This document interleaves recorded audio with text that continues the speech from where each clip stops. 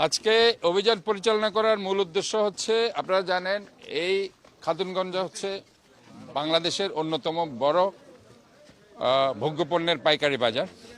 তো এখানে দরদাম সবসময় উঠানামা হয়, এখানে কিন্তু দরদাম উঠানামা হয়। এখানে যদি দর বাড়ে খুচরা বাজারে গিয়ে সেটা প্রেশার পড়ে, প্রভাব পড়ে, যার কারণে গিয়ে আজকে নয়, আমরা কন্টিনিউয়াস প্রসেসে কিন্তু মনিটরিং আছে, আমাদের ম্যাজিস্ট্রেটরা রেগুলার বেসিস আসছে।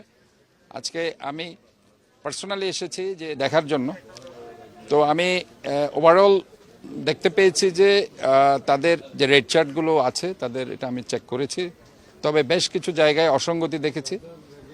রাস্তার মধ্যে তারা মেইন রাস্তা যেটা মানুষ হাঁটার, সেখানে পর্যন্ত তাদের ভোগ্যপণ্য রেখে দিয়েছে। তাদেরকে আমি ম্যাজিস্ট্রেট সাহেবকে অর্ডার দিয়েছি, তাদের বিরুদ্ধে জরিমানা করা হয়েছে।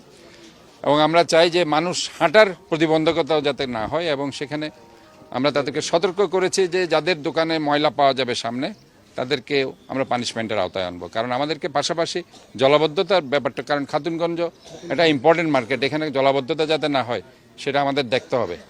কারণ এখানে যদি জলাবদ্ধতা হয়, দরদাম বেড়ে যাবে, মানুষের ভোগান্তি হবে।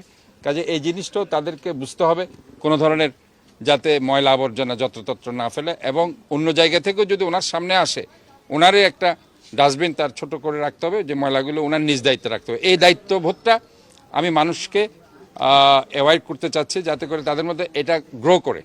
এটা যতক্ষণ না গ্রো না করবে, আমরা শহরটাকে সুন্দর রাখতে পারবো না।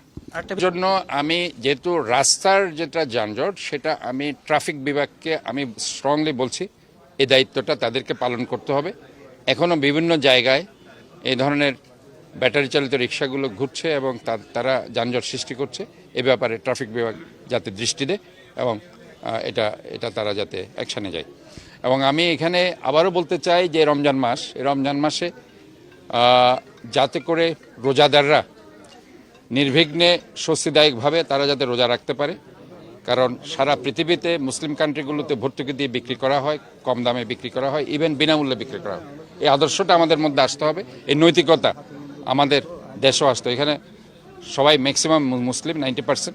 কাজে এই দায়িত্ববোধ, চেতনাবোধ যদি আমাদের মধ্যে না আসে, তাহলে কিন্তু আমাদের ইসলামের দিক দিয়ে, নৈতিকতার দিক দিয়ে আমি মনে করি যে আমরা আসলে অনেক লো স্টেজে আমরা বাস করছি। কাজে আমাদেরকে অবশ্যই আমাদের নৈতিকতার জায়গায় আমাদেরকে ঠিক থাকতে হবে, এবং আমরা যাতে কোনো ভেজাল কিছু বিক্রি না করি, রং মিশ্রিত কোনো খাদ্যদ্রব্য বিক্রি না করি, বেশি দামে বিক্রি না করি, এবং আমরা যাতে আমাদের কোয়ালিটিটা এনশিওর করি।